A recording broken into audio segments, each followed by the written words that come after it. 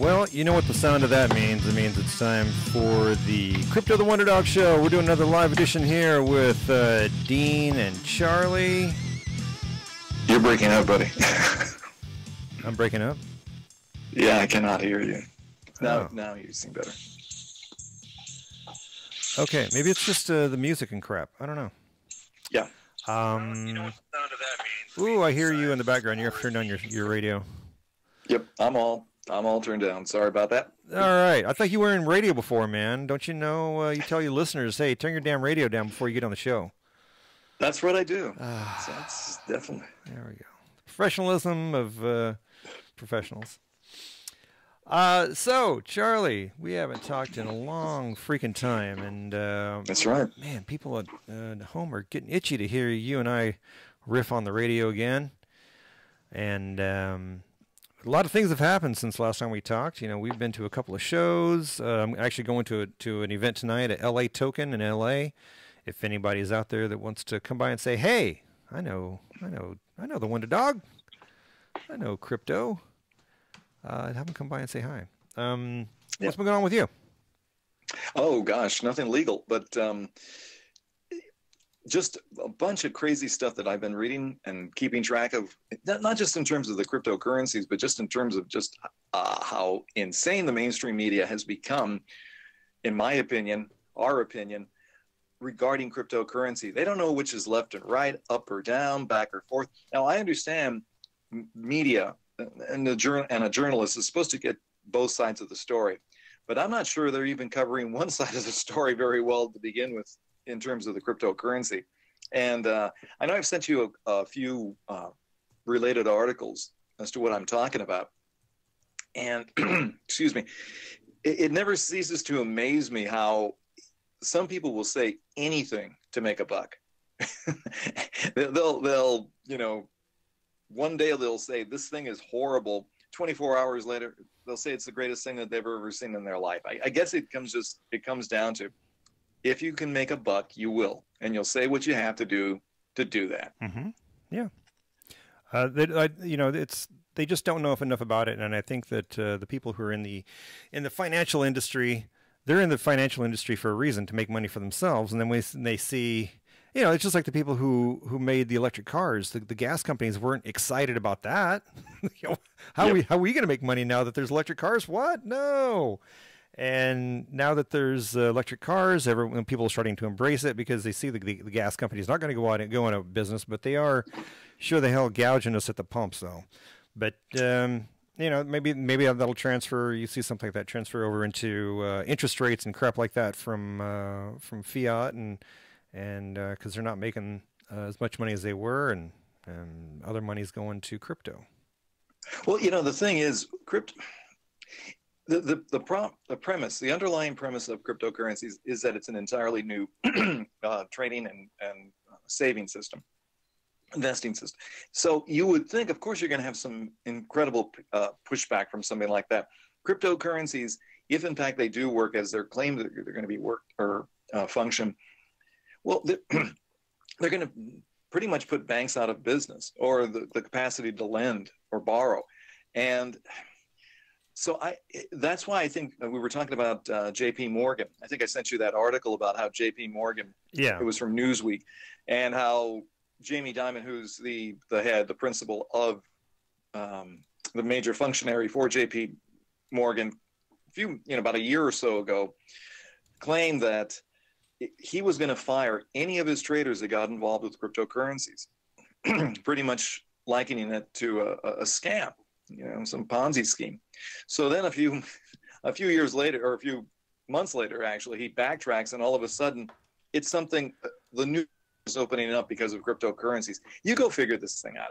When I see that, it makes me run away, and it just tells me how we just cannot trust the media anymore. I've simply given up attempting to trust the media. And that's why I think more and more people are running not only just to cryptocurrencies, but to things like podcasts, like the ones we're putting together. Because the bulk of the information I'm getting does not come from traditional sources anymore. No. Yeah. The majority of this is actually coming from, other podcasts and their YouTube channels that are dedicated to this, and there's our buddies over at Cointelegraph. They're the ones that, when I had a talk with Catherine, she was the first one to say that as soon as something scary happens on mainstream media, then that's when the drops happen with Bitcoin and other cryptocurrencies, and they're the ones that have to like start putting out the fires. They're part of the fire department for the crypto world, going, hey, calm down, it's just FUD, it's not real, just this can't, just keep your heads together. It's not gonna, it's not the end of the world. The sky is not falling, Chicken Little. Well, one of the things that I sent you, and we talked about earlier, is that the city of New York, I guess it's Con Ed, but it's whoever is their provider for most of the electrical power, or the electrical power to New York City, is now going to start allocating, I think, over 10% or 10% of its electricity to Bitcoin mining. And, when you think about how huge New York City is in terms of its consumption of energy, that's an enormous amount of power and voltage that is being allocated to this particular non-efficient, not capable form of trading. I mean, if everything we've been hearing were true, that this just isn't going to work, it's going to be falling apart very quickly, then why would a major well, look at this. Go ahead and say, I think we better start giving more and more energy to this. And wait a minute, and I'm not saying that, but think about this for a minute. It's New York City. Isn't that the hub of Wall Street? Oh, you have to wonder, and I'm not saying that they are, but I'm having to wonder if some of the bond palaces and the big brokerage firms aren't in fact getting involved in this. It makes me wonder. Well, of course they are. I mean, that's where a lot of the money in New York's coming from. And I'm going to read right here from the article. I got it pulled up here. It's from botcoinist.com, New York State Bitcoin mining commitment. And they have said that NCDC plans to invest $165 million and hire up to 150 people who will help maintain the center and oversee thousands of computers, servers operating around the clock. The company plans to hire 75 full-time employees in 2018 and 75 in 2019. A total minimum employment force of 150 at the facility. It would be good for Messina, I think. They are highly technical jobs. We are definitely going to look forward to something like that, says Steve Shaughnessy, the town supervisor, says. And I'm sure he's going to be excited for tomorrow. Tomorrow's St. Patrick's Day. Oh, Shaughnessy. So mining. Yeah, mining is... It's crazy how much electricity that takes up, and with all of the people that are making these new energy efficient solar panels and things, you would think that would be more of something that would be happening today, and not relying on the electric company to provide that kind of power. Right. Well, when you combine that with what we wrote or talked about the last time, that here I live in Oregon, and more Bitcoin or crypto miners are coming to Oregon in order to utilize the relatively cheap hydroelectric power. And that begins to tell you how important. It also, correct me if I'm wrong, but some of the major countries around the world that are in fact utilizing or beginning to do a lot of crypto mining are places that have a lot of cheap and available hydroelectric power. Yeah, like, for instance, Russia, Poland. Poland, yeah. I think Norway. not the Netherlands, but Norway. I think these are some of the countries that are beginning to look into cryptocurrencies. Yes, they are. And the reason is they've got the energy, and they're not just looking into it. I mean, they've been doing this for a while. It's just that here in the United States, we only heard about it because of the big gigantic leak that happened in November. But I would think that the majority of the people that have been doing this have probably been over in Europe anyway. Yeah. Well, I thought that cryptocurrencies first became very, very popular over in Asia, and that's where they initially, or I think that's one of the biggest utilizers or people that buy into cryptocurrencies are in Asia. So again, they've been spending huge amounts of money in all those countries, especially China, in hydroelectric power, in dams and dam building. Not necessarily, I don't think, for cryptocurrency, but because of the fact that they have such huge populations and they have to utilize, or they feel that they have to utilize all that water. Yeah. So to whom controls the energy controls the fiat, or sorry, the cryptocurrency, not the fiat currency, but the cryptocurrency. Yeah, it's a lot of power going into that stuff, and that's why some of these kids that were making these little miners that you could put on your computer, it actually took up more power to power that thing than you were going to make in a year mining Bitcoin. So yeah. Oh well.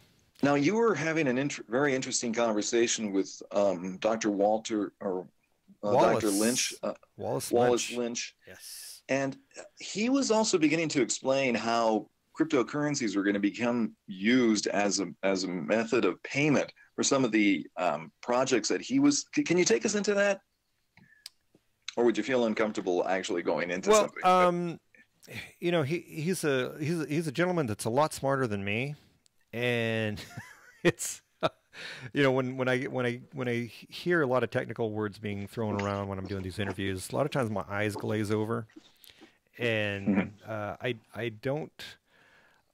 can't grasp it right away. I have to look at things because I'm a visual person. I'm a photographer and a filmmaker, so my strengths come when I see things, and when people are talking with me about things like that.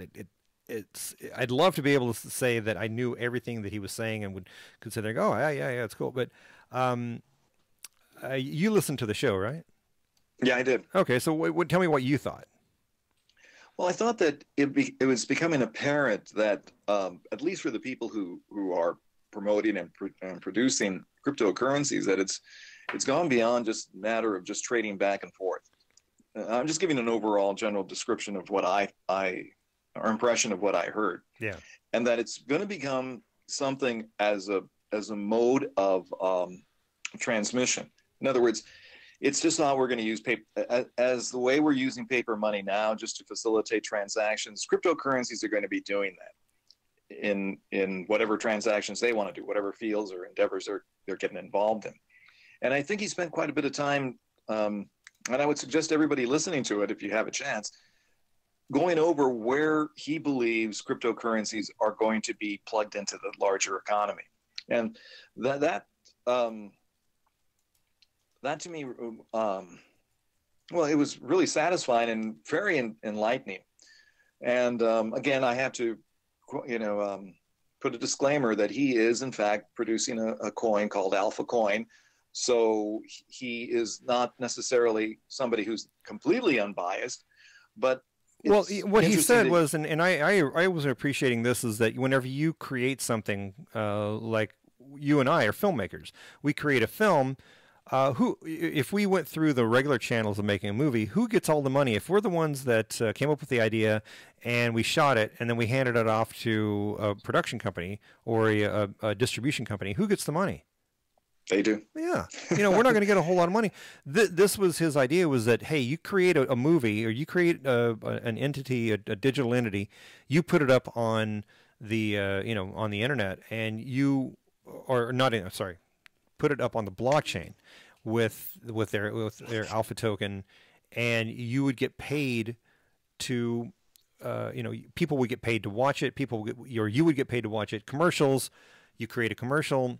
Instead of putting it on Google, where Google gets paid for you to watch that commercial, you get paid to watch the commercial. Exactly. Yeah, and that was his whole theory, is that and then that brings more value to what your product is, because the more that it gets used, the more valuable it gets. Like he was telling me about a car. You have a car, you use the hell out of that car, well, the value goes down. But you use digital media like a song or a movie or a picture, and it gets a lot of play, even like a YouTube video or a photo on Instagram. The more that it gets played, the more valuable it gets, and then therefore the owner of that should be paid for that. So you have this absolutely new, or not absolutely, but a new and unique way of being able to validate, to give value to the product that you're creating. So if you and I make a film, and we follow through with the process that Dr. Lynch was talking about. we in fact have added value because people utilize it. In other words, it doesn't necessarily get old. If it continues to serve a public or serve a population or a customer base, hey, you should get paid for that. Yeah. You should. We shouldn't have to be worrying about trademarks or any of the other stuff. Well, we should have to be worrying about that. But my point is that it still continues to serve people, and you continue to get paid for serving or fulfilling a need, which I think is one of the things that a lot of the blockchain promoters or commentators have mentioned, is that it's between peers. You basically have this mechanism of being able to directly deal with people in a way that maybe fiat currency doesn't necessarily, or the ways that we distribute information don't do now. So I thought that was very interesting. Again, I suggest everybody to go listen to it. I may not be doing as good a job of paraphrasing. Well, I am paraphrasing, and I may not be doing the greatest job of doing what Dr. Lynch. I think you spoke to him for about an hour, didn't you? Yeah, I had a great conversation with him. We actually went over and met with him. He's up in Pasadena. We went over and met with him the other night, talking about how that we could get, how we're gonna be broadcasting our show on their platform. I would encourage everyone to go check it out, atoken.org. I have it up on the screen right now, atoken.org. And you can kind of get the gist of what they're doing here. I thought it was a great idea. You go check it out and see what you think about it. They have a video here you can watch. Great production, and a great idea, especially for people like you and I, Charlie, who have products that we want you to capitalize on. And instead of paying the man, we're getting paid. Yeah. Yeah. Exactly. All right. So the here moving on, the great Bitcoin scam. Jay Adkisson, Adkisson.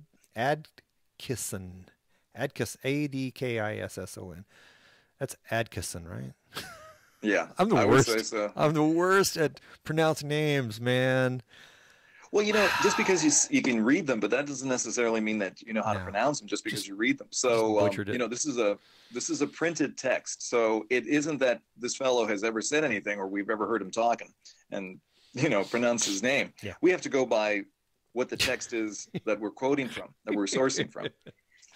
Yeah. So the great Bitcoin scam with our buddy Jay.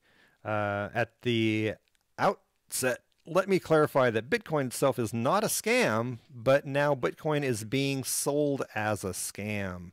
More about that below. So if you go in here and you read about his article here, you can read it. It's not a scam, but it's being sold as a scam.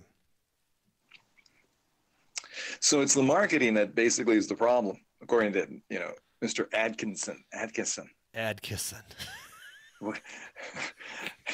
I mean, I don't want to jam this poor guy. Sorry, up. Jay. He might be the greatest guy in the world, but So Jay, if you're listening, we're not trying to jam you because of your name. I'm sorry. If you feel that way, I'm sorry. I'm sure he's salt of the earth, but you're the salt of the earth, buddy, and I appreciate everything you do. I hate it when people put two hard consonants together like that. Adkisson, just throws you off. Yeah. I think it's more Scandinavian. I think it's a Scandinavian artifact, but anyway, let's go on. Okay, go ahead. So the great Bitcoin scam. He said, to illustrate, I'll randomly pull a $1 bill from my wallet, which bears the number L88, assuming some minimal level of competency by the U.S. Treasury. No other bill bears that number, just like a Bitcoin, right? Precisely, yes. So, hello? Yeah, go ahead. Okay, I'm sorry. Everything just went dead on me. And that's. But the funny thing about fiat currencies, and let's just stay with fiat currencies, is that each piece of paper is unique, but you can make an unlimited number of those pieces of paper. Actually, they're not even pieces of paper that we trade with in terms of currency anymore. It's only a small part of the actual way of trading.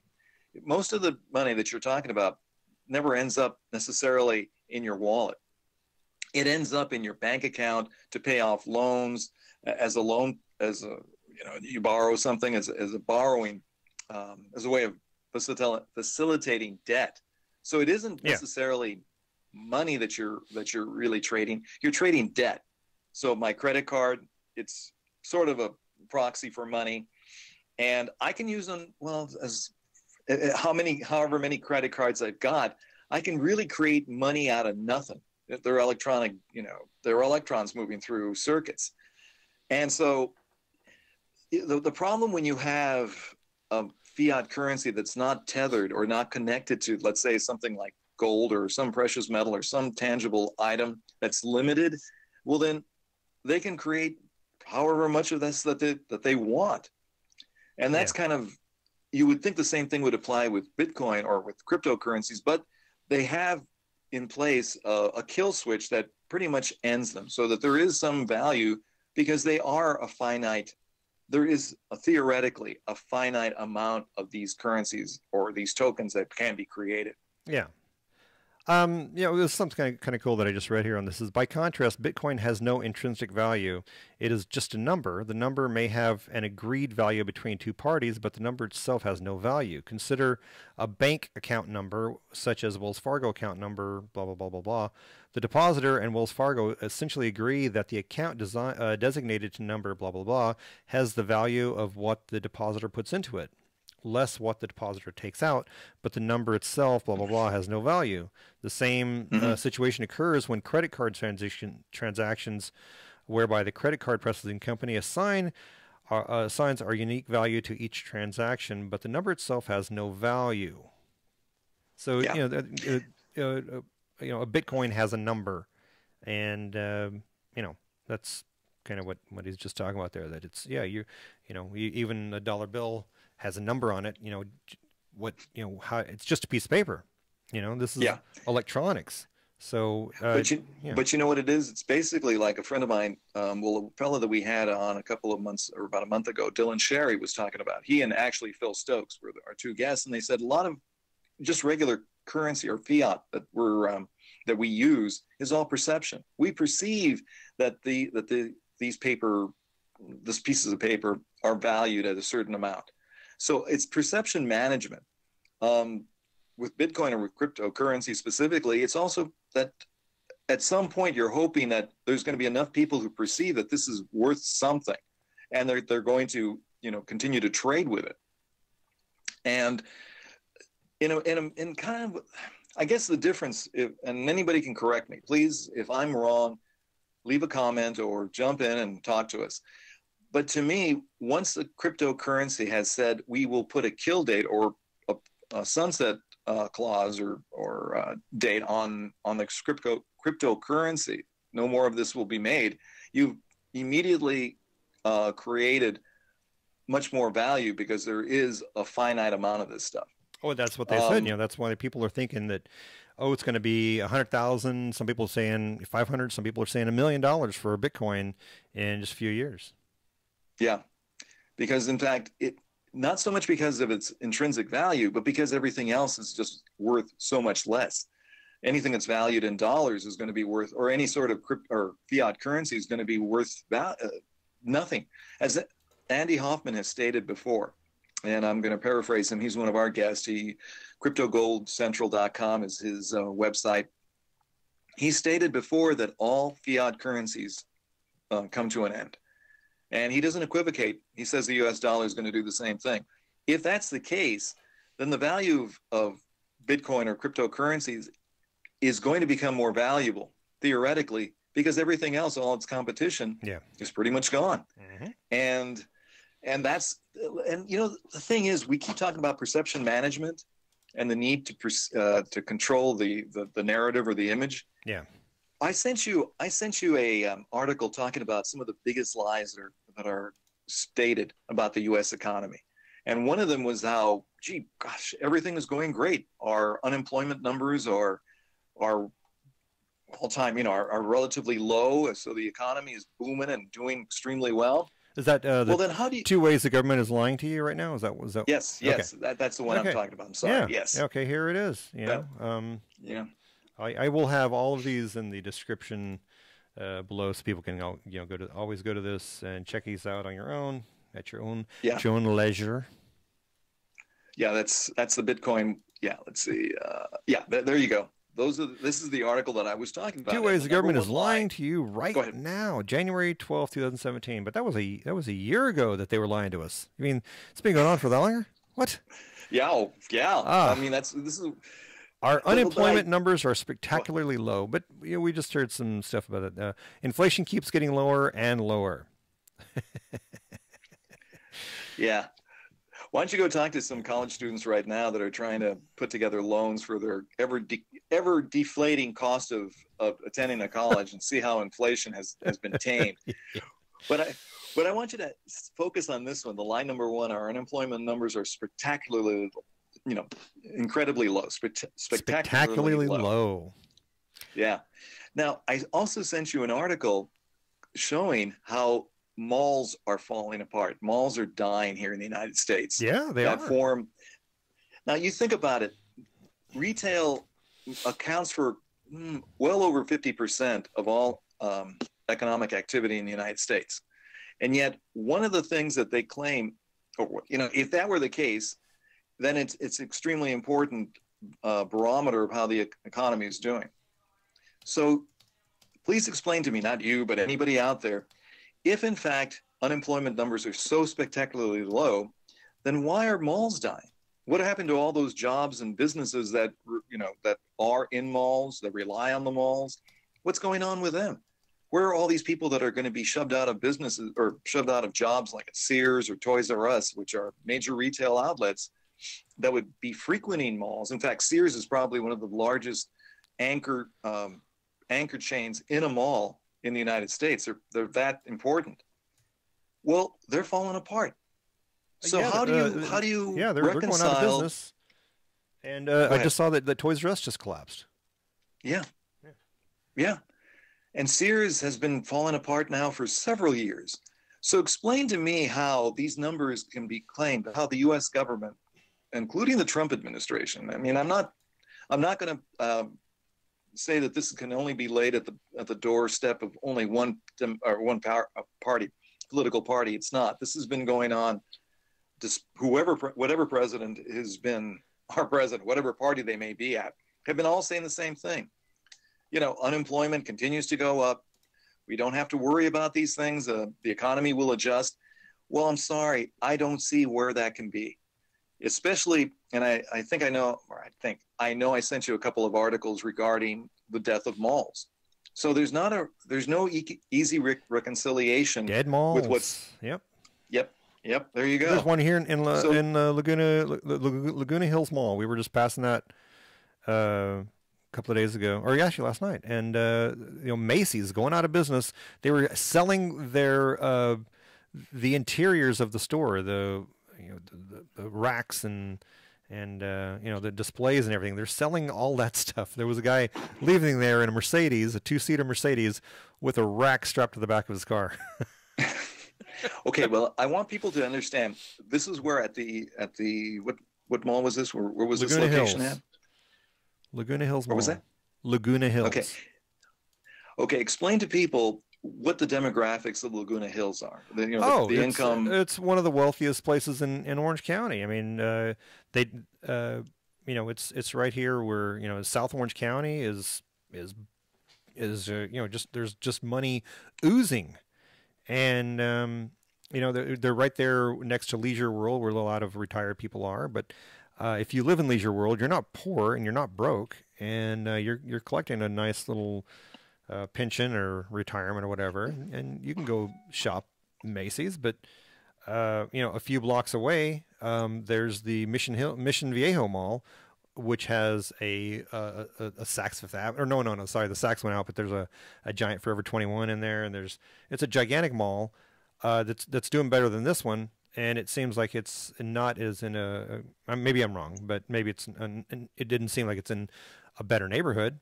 But this mall's collapsing and that mall's thriving. Yeah. Well, part of it is also the fact that Orange County, California is it's probably one of the wealthiest areas in America. But even within Orange County, which is geographically relatively small, there's a lot of income distribution there. There's a lot of class. I mean, there are very, very poor people, as well as incredibly wealthy Yeah, people. Santa Ana. Yeah, So Santa Ana Mall. yeah, so Santa Ana, parts of Tustin, Anaheim, they're very poor. Actually, they're not relatively poor; they're just flat poor.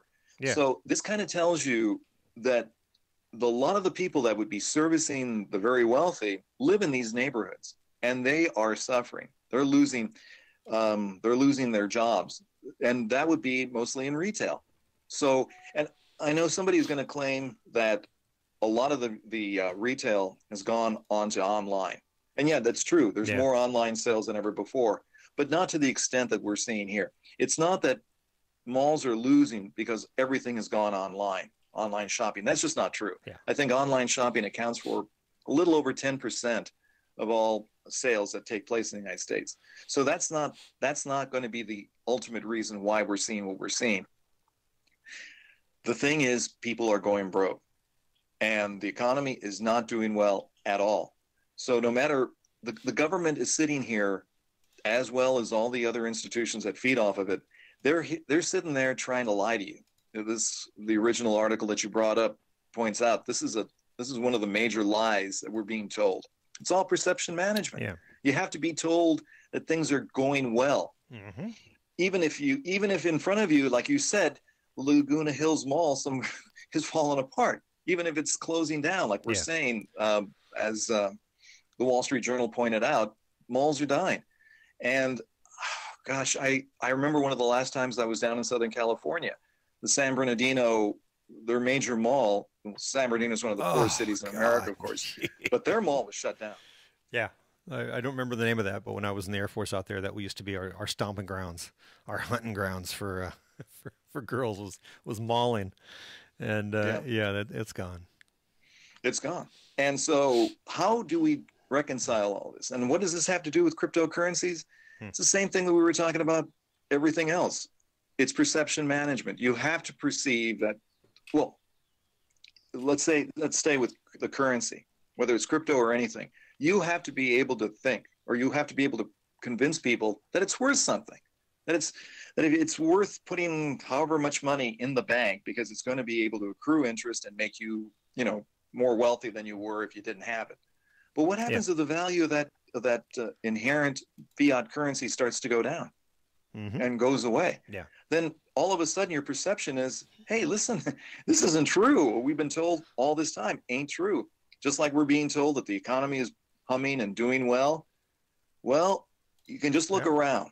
And the reason I used the malls as an example is because people in their own, wherever they live, can go down to the mall and take a look and start counting all the empty shops. Well, it says right here within that place. Yeah, right here, the Wall Street Journal. In America, in America's most middle-class city, the mall is dying, and here's why. People in Wausau, is that Wisconsin? Wisconsin, yeah. Yeah, are shopping online, and in their downtown shops, Pine Coasters. I don't understand what that means, but not the smartest guy. But yeah, it just shows that there's a mall here that there's nobody in it, and people are shopping online. It's just easier, free shipping.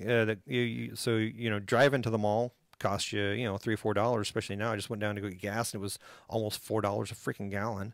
And you get free shipping. Well, it's a win-win. Yeah, I'm not going to get that.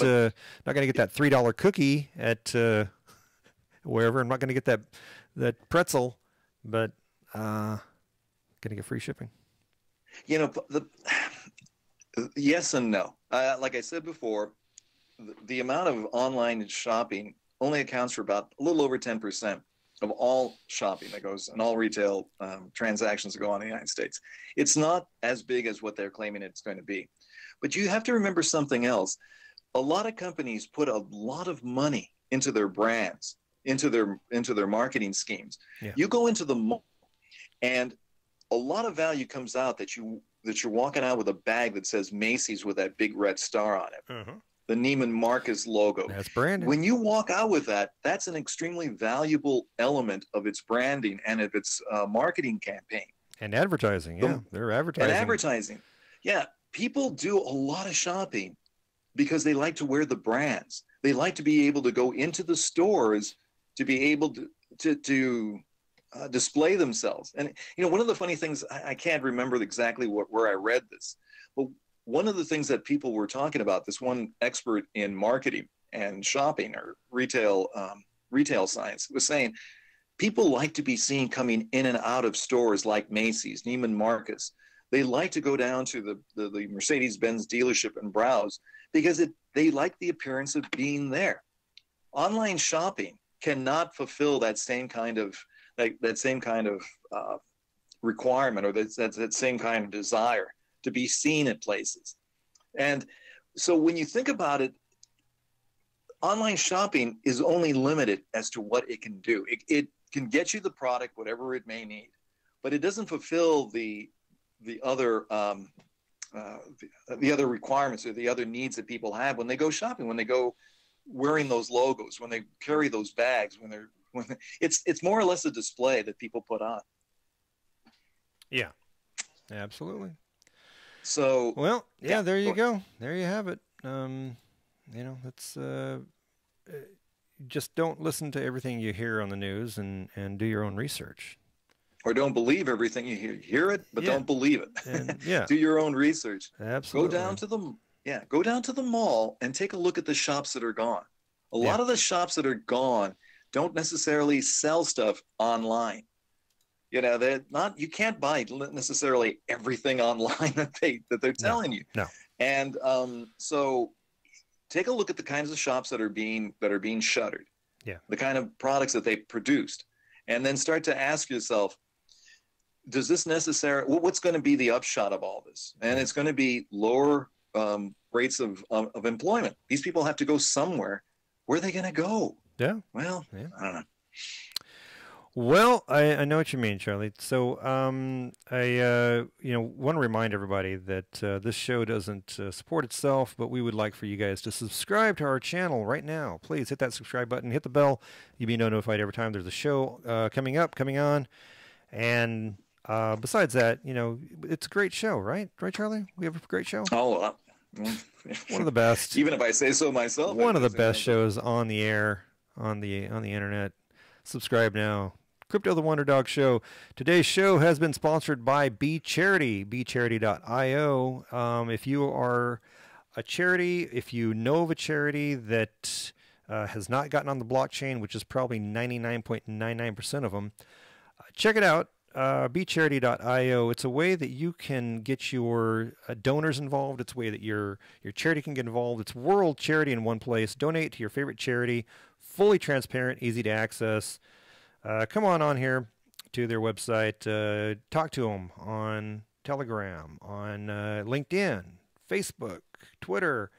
They've got a lot of connections on here. I just talked to our buddy today. They're going to be coming out with some new ideas here really soon. We're going to be doing. I'll be doing an interview with one of the members of BeCharity on Monday. Look forward to that show. And it's just been I like this because I'm involved in a lot of charities down here in Orange County, and so I'm going to absolutely be pushing this on, be pushing this on some of the charities that I work with. So that's how it goes. Very good. Well, thanks for having me on today. All right, Charlie. Well, keep the word going about this wonderful thing that God has blessed us with, which is called cryptocurrencies. And I'm sure it's the way of the future. All right, kids. It's been a great show today. I want to thank Charlie. I want to thank all of our sponsor, and all of, make sure that you can go onto our site here and look at all these articles on your own, at your own leisure. For everyone here at the Crypto Show, I'm Dean and Charlie. We will hopefully see you soon.